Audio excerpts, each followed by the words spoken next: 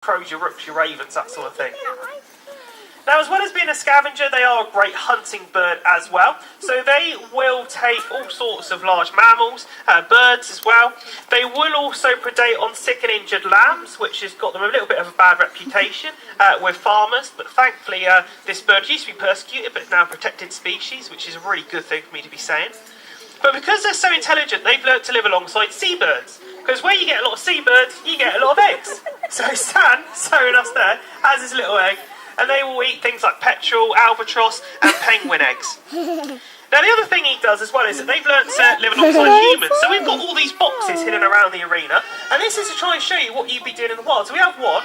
We've got our little dustbin over on the far side as well. They will go into people's dustbins as well in order to try and raid some food. And we've also got these couple of boxes at the front as well. So what they will do is they will go into things like shipping areas, and they'll try and go into any boxes they can. You cannot leave anything